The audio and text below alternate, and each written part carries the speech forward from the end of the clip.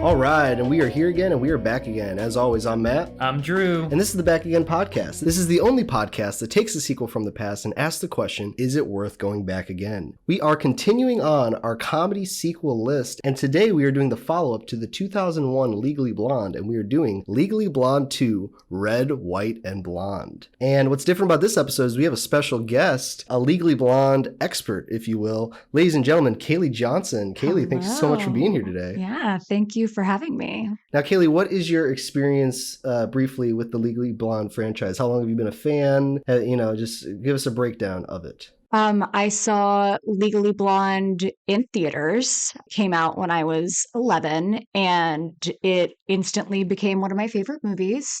I'm pretty sure I saw it in theaters more than twice. I was completely obsessed with it. I think any woman who's my age who saw the movie when they were younger, still has a warm affection for it. So have you ever seen the sequel before? No. So this was your first time watching it? Yes. All right. And we will dive into it. And then Drew, this was also your first time seeing the entire franchise, correct? Yes, I was not familiar with either movies before this. Okay. So we'll get into... What about you, Matt? No, I mean, I've seen the first one a lot, and this was my first time seeing the second one. So for all of us, this was our first time seeing the sequel. Sure. Well, let's roll that trailer. In America, there are those who make the law and those who make it look good. Excuse me. Elle Woods found the perfect job We're lawyers. We have to fight for justice. where she could speak up for the underdog. Animal testing for cosmetics is unjust. The cost of beauty is much too high. I can't believe I just said that. You're fired, Elle. What? Don't cry, you can do this. Okay, don't cry hard. Now she's taking her fight to the nation's capital. Washington? You fall asleep when we watch The West Wing. But have you seen what they're wearing? Too Nancy, too Hillary, too Monica, too perfect for words. Hello, Patriots! I don't think I've been this excited since Gucci became a publicly traded company. Oh my god, it's Capital Barbie.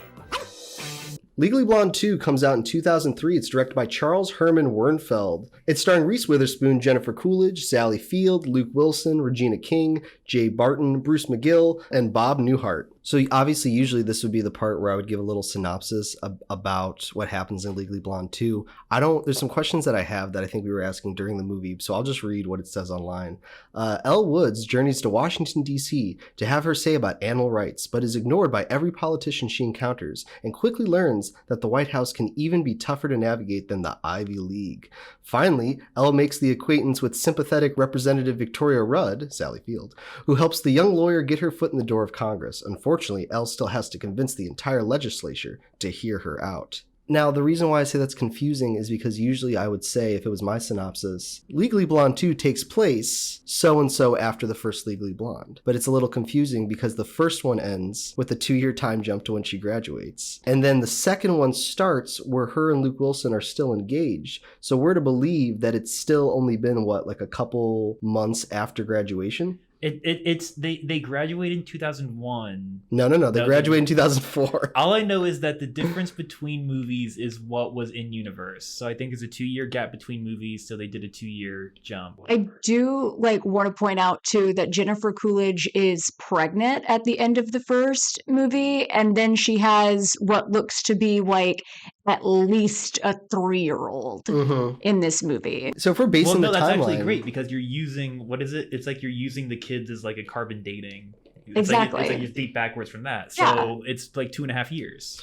So that means then that Reese Witherspoon... They've been engaged for 2.5 years. Yeah. Which, if you consider that they're both going to be graduating law school, or actually, I don't know if he doesn't graduate. She graduates. Yeah. He's not graduating, I don't think. He's just watching. Yeah, he just becomes a professor. He's a big promotion because he's a professor now. Yeah. So if you take into consideration that during that time, they were spending more time trying to get their careers off the ground and saying, once we have that underway, then we'll worry about the wedding, then it makes sense. Well, it's, Now, I'll say something real quick. I think Elle Woods does not need 2.5 years to launch her I career. was just gonna say that. She can do it. She can do anything in a handful of months. It's funny how she's able to pass the LSATs in 3 months. Warner's able to get engaged in 3 months. She's able to go to Washington, D.C. and have a bill get made in a couple of months, but yet it takes her 2 years to get married to Luke Wilson. To get through the engagement. Yeah. If you were just going based logically,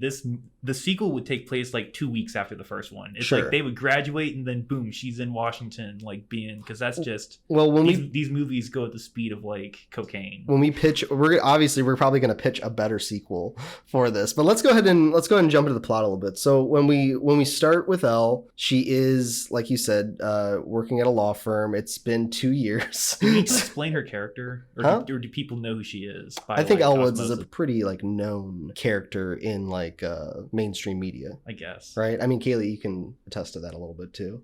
I definitely think that she is her character is iconic.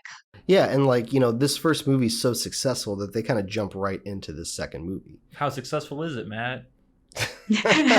Give us the numbers.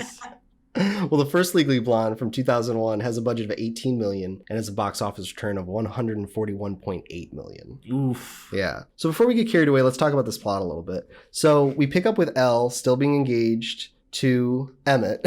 I was gonna say Luke. Luke Wilson, yeah. They're engaged for 2 years still, and she is trying to get Bruiser's parents to come to the wedding. Bruiser's her dog. His mom, yeah.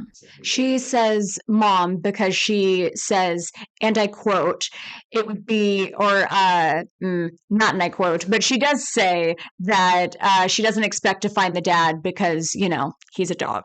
So Elle's trying to find Bruiser's mom, and when she does, so she hires a private investigator, and when she finds her at an animal testing facility. And because she's so upset about that, she decides to take that information into her annual review to try to get her firm to like essentially close down the testing facility or like do a lawsuit against them or something like that. And they don't like this. And they're like, well, you shouldn't do this, Elle. This is not what we really care about. She fights back a little bit and then they fire her. So we get kind of a similar beat to the first one where she's starting off on like a low point, whether it's being dumped in the first one or being fired in the second one. And she realizes that she can't change people, but maybe she can change the law. So that's what entices her to go out to Washington, D.C. to try to create a bill that will ban animal testing in general. I will also say that her being fired from her firm is probably the most realistic thing that happens in this entire movie.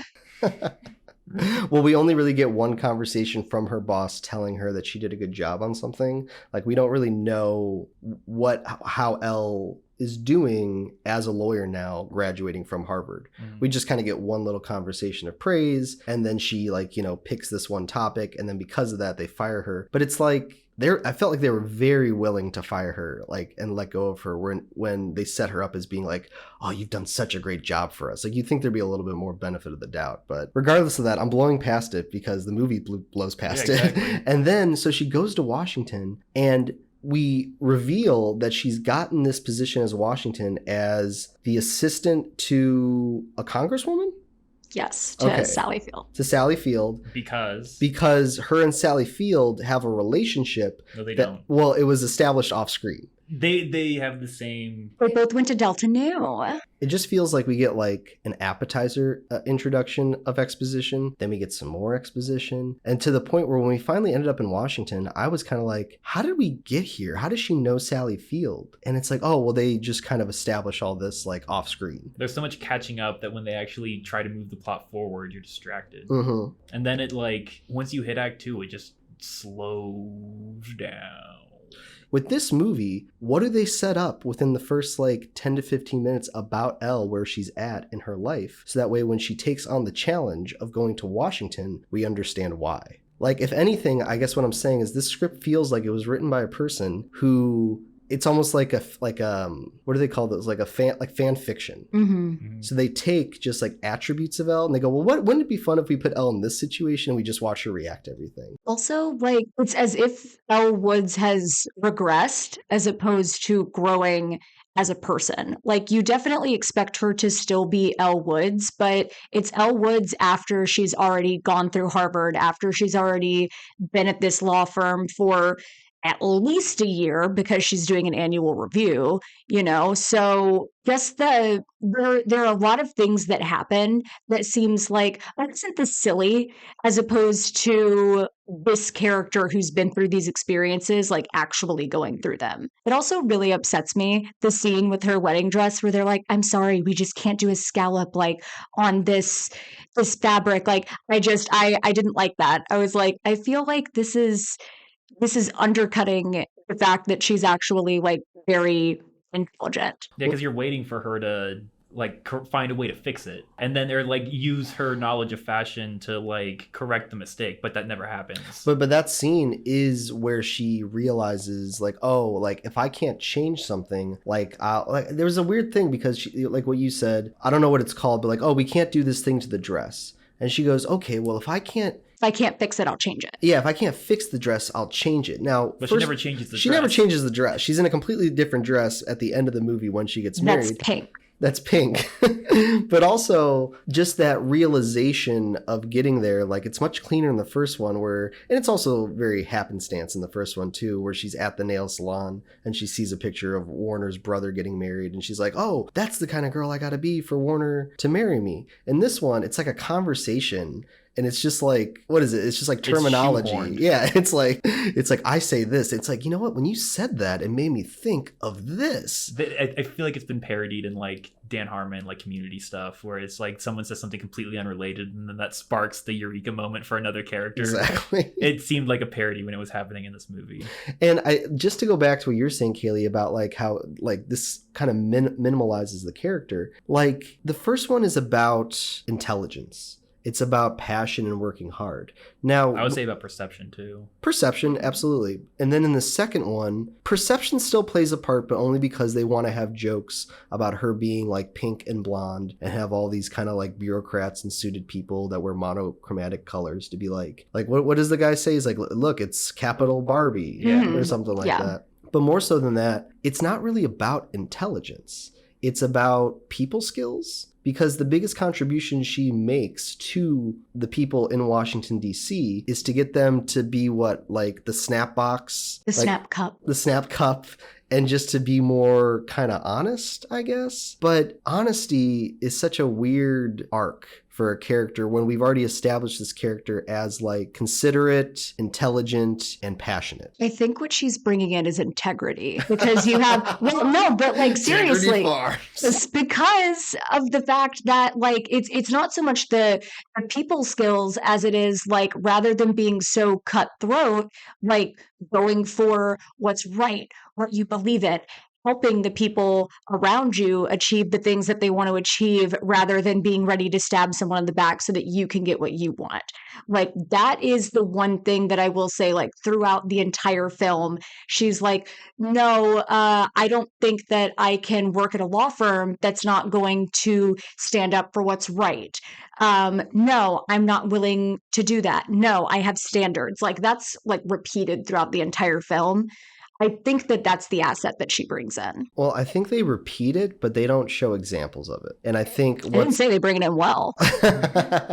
Well, like I think about what's an important scene in the first Legally Blonde is when she takes Jennifer Coolidge's character to go get her dog back. And she's using her legal skills, even though you can find online like lawyers talk about like, oh, that's not allowed. She would get kicked out of Harvard for actually pretending to be a lawyer. Yeah. But the whole point of that scene is when she sees the joy on Jennifer Coolidge's face after getting her dog back, she realizes, oh, you know, I may have came here for Warner, but I actually like helping people. And I like the fact that I can use my words and my passion and my integrity to help the little man or little woman, if you will, the everyday people. people. So in this one, if this second one is about integrity and it's about like, you know, doing the right thing or just like, you know, your word matters or whatever, we never get a scene of her like connecting with somebody in Congress and changing their mind by her showing integrity or her showing compassion. That's what the whole gay dog sequence was. But that scene is such a joke. It's not done well. It's Exactly. not. Yeah. Your argument is this isn't done well, and we're agreeing with you it's not done well, but we're saying those pieces are there. All right, well then you can ignore them if you want, but they're still there and they're still bad. I'm saying that everything gets handed to Elle on a silver platter in the second one. She doesn't earn anything. Yeah. I don't think. It's like they attempt to do it by like you're using your street smarts and like, okay, if you don't know the ins and outs of Washington, and Bob Newhart or Skip or Sid or whatever his name is going to help you with the knowledge that he has. And that's where she gets like the congresswoman that's like weeping over the dog because, you know, your raspberry lip stain was tested on like these dogs. And then, you know, she's bringing in all of these other things. She's bringing in the heart. Well, that feels like what she's changing the conversation when they're actually in Congress versus like having conversations outside of Congress with these people. Which is funny because she does do that though. It's just both. Yeah. Well, it's just confusing because, and just to go back to her at the firm really quick, this kind of starts with like her boss telling her, you're not a serious lawyer. And what do we get at the end of the movie with Elle? Her co-workers with the Snap Cup tell her like, what? You're a caring, good, integrity person. And that kind of arc is confusing to go from you're not a serious lawyer to you're a very compassionate person. Versus in the first one, Warner says to her, I need somebody who's like intelligent to marry. And by the end of the movie, she's more intelligent than Warner. And it's just a cleaner kind of arc in the first one. Whereas in the second one, I'm just a little confused as to like, who is Elle? I think it's playing with perception a little bit, the same way that the first one does with, and once again, I'm not saying that they're doing it well, but in this one, it's like, oh, well, you're not going to be a serious lawyer if you're not willing to be cutthroat, if you're not willing to do things, profit over people, things like that. And she's like, well, actually, I am capable of making change because I have integrity and like switching that. Even to go back to what she's intelligent about, right? And like even sticking with integrity as well. So like in the first one, she has a lot of intelligence about fashion and about cosmetology. And it's going to come back into play because when she is then leading the trial for her defendant,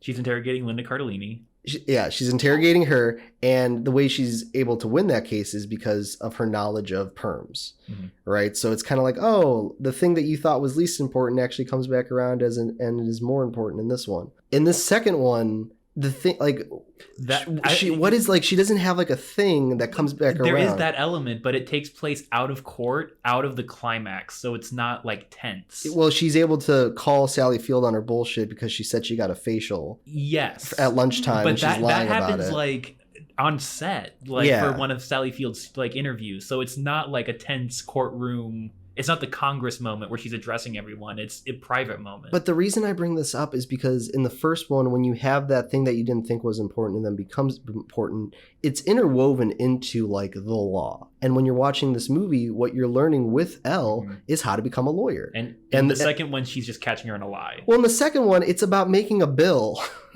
And I wrote down in my notes, I said, how do you make a bill? And we don't learn it. We don't learn. We don't know. The movie doesn't know how to make a bill. I think that is like this plot is a little more convoluted because that process is not as easily explained as the process of like, these are steps that you would need to go through to become a lawyer. Yeah. Like there are a lot of like nuances about passing a bill that like maybe like average person doesn't know, and they're trying to like quickly like weave those things in and tell you, but it just feels a little messy. Well, it makes sense because like the first one was actually originated off of somebody's actual experiences going to Stanford Law School. Mark Platt, who's a producer, reads it, gets like he thinks that it's an interesting story, and then they turn it into a screenplay. Now, just to kind of rush past the first one because this is the sequel podcast, they did many rewrites of this first original script for Legally Blonde. They did like over 10 drafts of it, and then they were doing a lot of punch-ups on the day. So this first movie is almost like kind of a perfect storm of based on a true story. You have a breakout performance from Reese Witherspoon, who also gets like a Golden Globe nomination for like best comedy in 2001. But then you also have these kind of semi popular writers at the time that are rewriting the script and they're punching it up on the day. And then you have like a hungry director in Robert Luketic, and it's his first feature. He's coming from Australia. So you just kind of have this perfect storm of a movie, and then obviously becomes super successful. And then after that, what do the producers do? If we've learned anything on this podcast, they go, oh, that was successful. Let's do it again. And now you have Legally Blonde 2, Red, White, and Blonde. So to say the least, like, for them to come into this second one with not only the same amount of energy, but also the same amount of like kind of just luck, I think is unrealistic even going into this. What's frustrating is that they had so much content they were sitting on with just her being a lawyer, and then in the sequel they're like, oh, we had to take it to the next level. She's making a law now. And I was telling you after we finished watching the first one, they could have made this a TV show. Mm-hmm. Where it's like every week is like a new case where you're learning something different about the law, and she's catching someone in a fashion-based like thing in the moment during the climax. Like you had a good formula. Mm-hmm. And then for the sequel, they just completely abandon the formula and they just go to Washington. Well, isn't there inherently more interesting things about being now a real lawyer than all of a sudden kind of dropping your career and deciding to be like an assistant to a congresswoman? Especially when in that very first scene with her Delta Nu sisters and with Paulette, whenever they're like, oh, well, you're about to get married so you can quit working. And she's like, no, I love being a lawyer. And then she just like drops it just to go like do something that she's never done before. That's actually great. I didn't even make that connection. Yeah. And it feels like, and we've seen this with a lot of sequels on this podcast, just like the fear of keeping another simple story but expanding the world and also continuing on the character. They put hats on top of hats. So realistically, this movie should have been about her finding out about the testing facility with the animals, going to her bosses to try to sue them. The bosses fire her. And then what does she do? She creates a private practice. With Luke Wilson. Yeah. Or, he comes in like maybe in the second act, like she starts it on her own. Well, he already saves her at the end of the first one. Or he doesn't save her, but he helps her at the last minute. So I think he should be more... Yeah, he believes in her. So I think he should be more woven through this sequel. Well, do you want to go ahead and pitch our like ideal sequel? Well, this is my ideal sequel, which is like she starts a private practice and she has to fund it herself. So we would get an opportunity to see Elle basically fighting a big corporation, but no longer having like the money from mommy and daddy to back it up. Now she is kind of like the everyday people. And she could be funding it with like sorority like tactics. Absolutely, because the only funny scene I think that happens in the second one, honestly, is when they call all the sorority girls.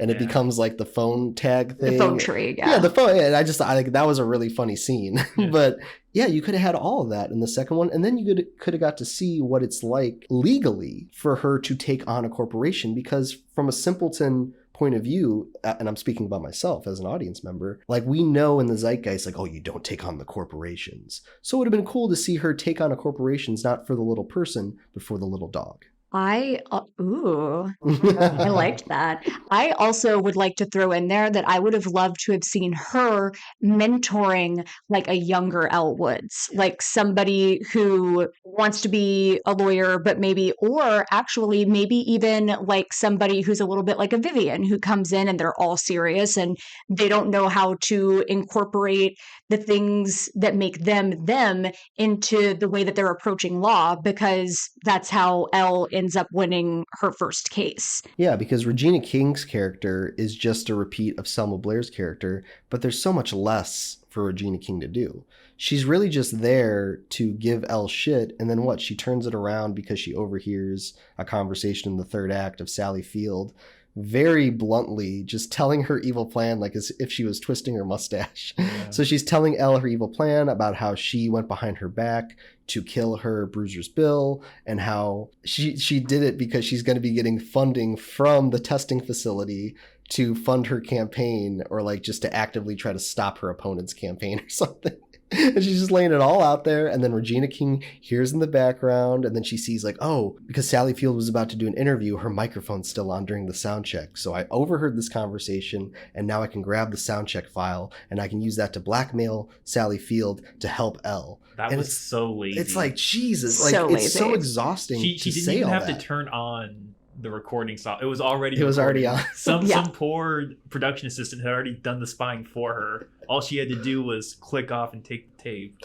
To keep kind of going along with that with like repeated characters. So Regina King is like Selma Blair. Bob Newhart is the new Jennifer Coolidge. Which is awkward because Jennifer Coolidge is still in Yeah. the movie. Sal- I was going to say Sally Field and Regina King are almost like they could have just been the same character. Yes. They're always doing the same thing. Yes. I felt like Sally Field was the new Professor Callahan. Absolutely, because she betrays her in the third Mhm. act. But honestly, Regina King and Sally Field are so underutilized in the movie that it makes you think like, why are there two characters of this? Yeah. Because Mhm. there's arguably more characters in the second one, but it's like, if you're giving me all these characters, by the time we get to Act 2, what are we doing? And to your point, Drew, we're not really doing anything. We're kind of doing revealing that Bruiser's gay, so she's got gay dogs, and what else are we kind of revealing? I got whiplash going into Act 2 from Act 1 because Yeah. they're going so fast with so much information that all ends up being worthless. And then everything grinds to a halt when she starts. I was gonna say brown nosing, but that's not right. When Well, she using- starts chatting up the people. When she was using her resources and was talking to them at the salons, that made sense. When she just ran into the one guy, the Bruce conservative, McGill, yeah. walking their dogs, that was so Well, that contrived. was happenstance also. That She was doesn't even random. plan Yeah, that. that wasn't planned, They- and that was one of the most important developments. That's the thing is they'll give Elle like second place like things to do or like secondary things to do where it's like you'll advance the plot this way when the majority of the plot is advanced through happenstance and through the Delta Nu connection. Just to kind of go back to the characters from the first one and the second one, the one person that I guess is consistent is Luke Wilson, but that's because Luke Wilson is so bland and so boring. The most consistent thing to do would be to not change anything. Dude, he must have worked for like maybe 5 days on set, like less than that for his roles. And they always do, whenever she's giving a speech, they keep cutting to like reactions of Luke Wilson watching her, and he is just making like the most like bland like faces. Like I know he's in love with her, but it just doesn't look. It looks like he's almost like waiting to use the bathroom. Do you think that they have good chemistry, him and Reese Witherspoon? No, and honestly, I was surprised by how like fast, first of all, they get together by the end of the first one, because we never get a scene in the first one of them really falling in love. He drives her home one time in the first one, and he says to her like, oh, like, because she calls him a butthead at the beginning of them driving kind of scene, but then when he drops her off at night, it's like, oh, well, you know, it's great being a blonde. And this is all happening in a shot where they're just filming the car. We don't even see Luke Wilson's mouth moving, but he's saying to her like, It's a wide where everything is clearly dubbed over. yeah, clearly dubbed over. And he's like, oh, you know, I think it's great being a blonde. You can get people's attention. You can actually do some real good with that. And it's like, that's the only conversation they really have together. So by the end of the first one, when it's like, oh, and her and Emmett have been dating for 2 years, it's like, oh, why? Yeah. Like, when did they fall in love? And then in this one, you would think that you would reinforce that relationship a little bit to understand why they're together. But once again, it's like, because he's nice. They support each other, but it's like that's essentially like they are both very supportive of each other's wants and goals and aspirations. Well, it's easy Once when they're again, the same. And it's that's the only thing that they really have. and to be honest, I think he's more supportive of her than she is of him. He's willing to get married at Fenway. But they don't. Fine, but she's willing to. She knew they weren't going to. Yeah, that's This conversation is misogynistic. I am so upset. So she says to him, we're gonna get married at Fenway. And he's like, are you sure? We can get married anywhere. She's like, no, I love you. We're gonna get married at Fenway. And then at the end of the movie, she's like, well, we're not getting married at Fenway. And he's like, that's okay. Like, I'm here to support you. So you would think in a way, because she passes the bill and makes these new relationships with all these Congress people, that initially, if she did not make this date or deadline, they would not get married at Fenway. But because he is selfless, comes to her and supports her, that now through passing the bill and having those connections, she goes also like, so like they're at the wedding and then it's like, you ready? And he's like, yeah. And she's like, oh, by the way, I have something to tell you. And then like a helicopter comes down and it's like, we're going to Fenway. He's like, but I thought we couldn't make the date. She's like, well, that's the thing when you work in like Congress now, like you have good connections. It's the same thing that like Sally Field says in the office when she's trying to entice Elle to drop the bill. She goes, I can get you a job working at this testing facility where you'll be their head legal person. And I pulled some strings. That's like the benefits of being a congresswoman. So they just could have did one more beat where it's like, oh, that's nice. Like now Elle's doing something for Emmett. But Emmett's just like, how did the guests get there? Huh? How did the guests get there? By helicopter. Oh my God, dude. She brings the home plate. She brings the home plate. Well, again, that wasn't something she did on purpose, I don't think. That was something that just happened to be brought. Well, Jennifer Coolidge's husband takes care of that because he's the UPS guy. Yes. As well. So Elle didn't even think of that, did she?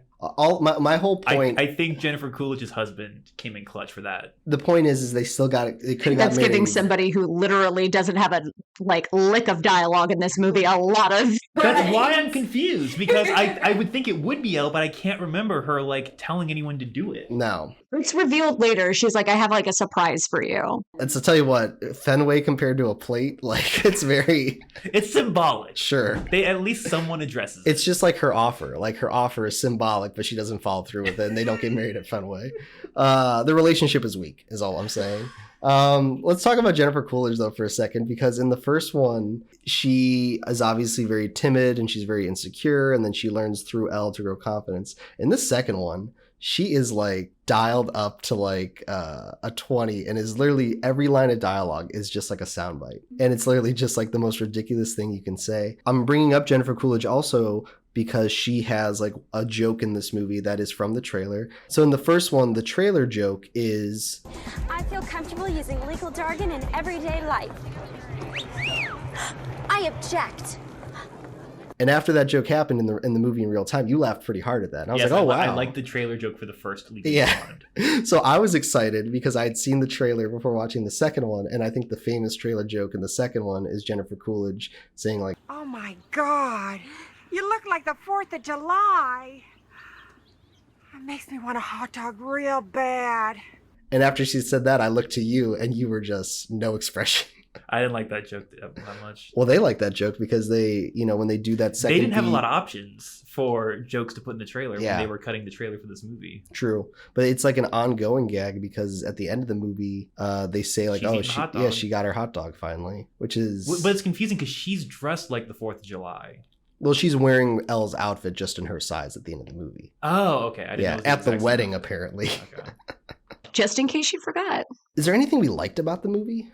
There had to have been a joke that landed, but I can't think of it right now. Well, I said my favorite joke was when all the sisters from the sorority kind of That's got okay. together. It's also interesting because the flip of that is when the two best friends of Elle come to help her, they put on a performance in the Capitol. What do you mean it's the flip of that? Well, I'm saying like that scene of the sorority sisters works when they're doing the telephone Yeah. stuff. But then her main sorority sisters Yeah. come to help her, and the scene where they try to help her, which They do a cheer. a cheer.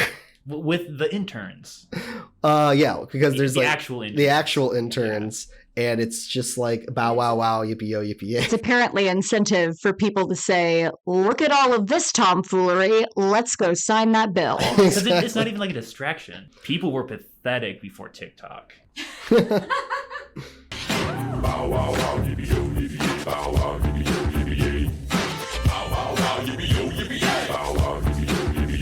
So we already talked about the first one, the budget in the box office, which was 18,141.8 million. With this second one, they have a budget of 45 million now, and they make back 124.9 million, which is still arguably like a success.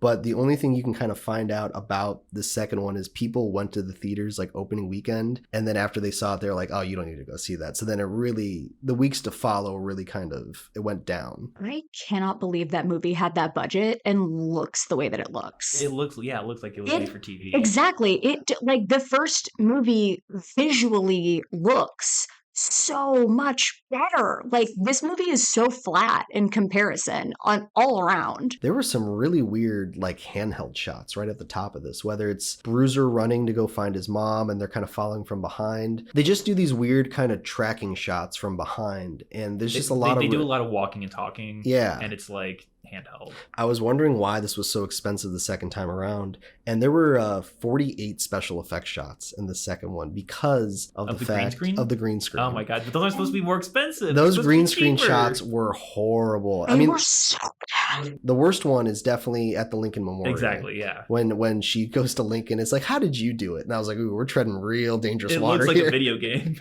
But then, yeah, so the green screen's horrible with that. There's also some shots where she's like in front of the White House and the Capitol, where it's clearly a green screen in the background. Just to go into the Rotten Tomatoes scores, I mean, obviously, you can guess that this is going to be lower than the first one, but Legally Blonde from 2001 has a Rotten Tomatoes score of 71%. And the second one, Legally Blonde 2, Red, White, and Blonde, has a Rotten Tomatoes score of a 36%. Sounds right. To be honest, I still think that's a little generous. I was gonna say, I agree. And it's funny because the last shot of the sequel is like her and Luke Wilson driving away after their wedding, and it's like, oh, where do you want to live? We can live anywhere in the world. And she's like, looks at the White House. She's like, I can think of some places. And then she looks, the sequel bait. Yeah, she looks at camera and winks like she's gonna run for office. Oh my god, I can't believe we never got that. Okay, now that we're married, where do you want to live? Beverly Hills, Boston, Washington? Oh, I think I know just the place. Yeah?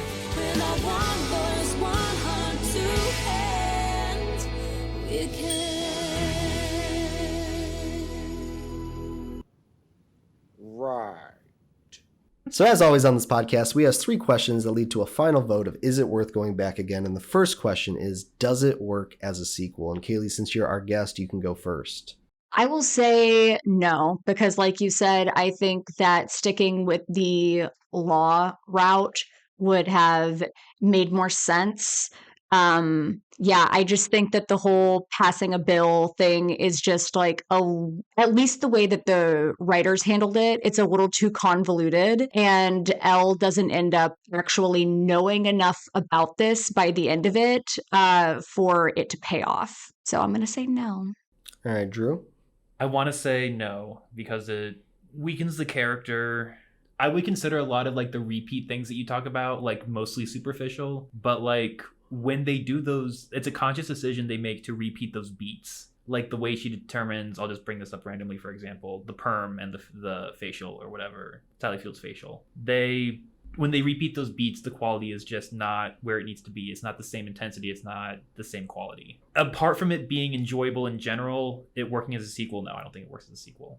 I think this is another one of those sequels that could have worked on paper just because you are... With the script as it's written? No, not the execution. I'm saying like an outline of it, right? Okay. Because we are continuing Elle and her relationship with Emmett because they are getting married. We are putting her in a bigger situation and we're getting to see how she adapts to it. The problem is that there's too much and they don't know where to take Elle, and they don't know like what could have been interesting about this movie is seeing Elle outside of school, being like now a full-time adult who's going to get married and who's going to take on a new challenge. But we don't really get that. We get the flirtation of that, and then it's just kind of bullshit, like quippy kind of one-liners that she says. So no, I don't think it works as a sequel. So that sounds like it's going to get 3 X's right off the bat. Uh-oh. Ruh-roh. So the next question is going to be, is it enjoyable / entertaining? And Drew, you can start off this one. No, and this I'll attribute to just like more so the comedy in general. Because we've done sequels on this list that maybe don't work as a sequel, but they are enjoyable / entertaining. Yeah, and this one is not. It's strictly a comedy, and it strictly has a message that it's trying to put forth, and I think it fails on both those accounts. What I really liked about the comedy in the first one was that it was interwoven with the process of being a lawyer. In this one, the comedy comes more so from the characters, but because the writer doesn't know the characters, the comedy's flat. The message is we need more emotion in Washington. At this point in history is laughable, so it lost me at that point. I'm going to say no. And I think that the scene in which they do the cheer with the interns is enough to prove my point. Hard pass. We'll just play it here for a little bit. Yeah, we'll just play a little clip right here. It's hard because I was laughing at the movie a lot, and I did think it was really ridiculous. And it's not one of those movies that I think it's so bad that it's good. It's not like, it's kind of like right down the middle of being like just really bland and dumb. So I don't think it's enjoyable / entertaining either, but I do find it interesting because you're when you're watching Elle, you want to like laugh with her. You want to like hear what she has to say. And then all her lines are just so like flat. I will say it is surprising that they did not bring back the bend and snap for the second one. They brought back the snap cup. The snap cup, but Well, I they mean, didn't bring it back. They introduced it. I know, but like the bend and snap was like you would think Well, that was the dance number, the cheer number. Oh, okay. So They were doing the bend and snap in the Bow Wow Wow No, song? but No. that's the same kind of jumping off point I think they came from, where it's Mhm. like, we need something like the bend and snap. What do we do? Well, the friends will get a cheer together Mhm. to promote the bill. I think that's where the idea came from. I know. I guess I was surprised that they were like, oh, we don't need to do that joke, but we're going to repeat all these Yeah. jokes in the Yeah, second one. It's truly. like, Out of all of the things that they chose to repeat, they left out the bend and snap. But they could, even if it wasn't like a big dance number, they could have just done like a lazy reference. Yeah. They didn't even do that. something like that.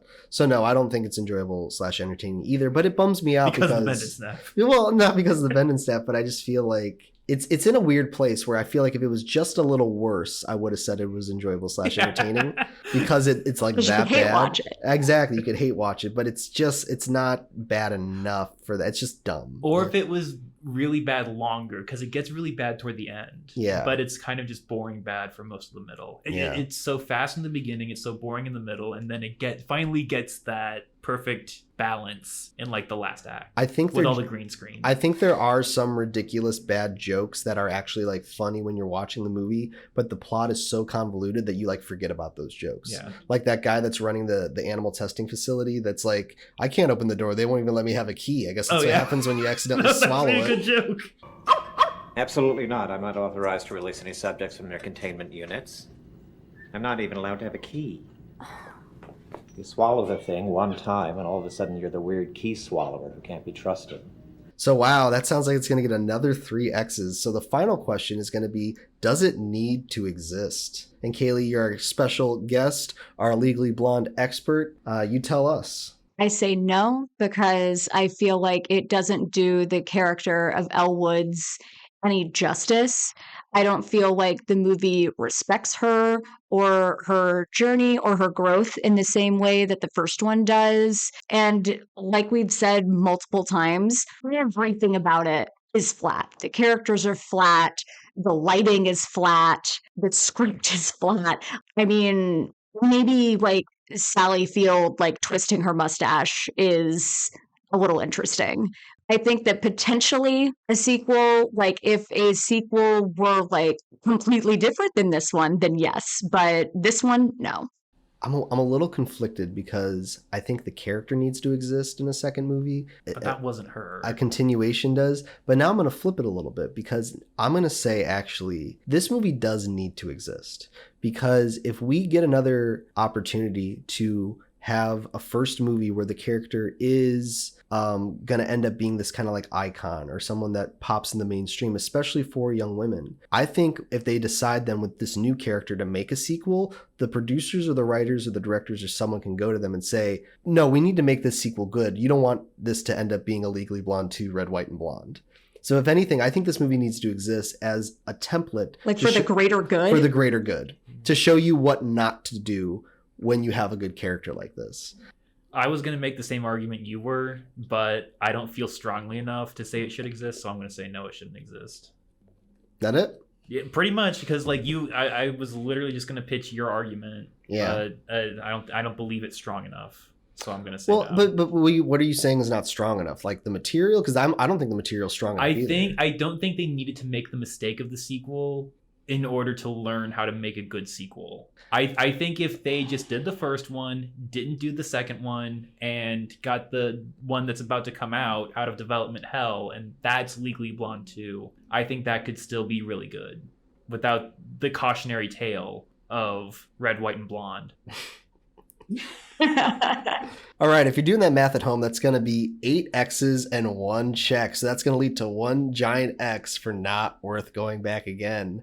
And yeah, I mean, that's Legally Blonde 2 for you. Thanks as always, everyone, for listening. If you like this episode, make sure you like, subscribe, that you comment below. You can listen to all episodes of the Back Again podcast available wherever you listen to podcasts, or you can subscribe to What a Guy Productions on YouTube and watch these episodes with video.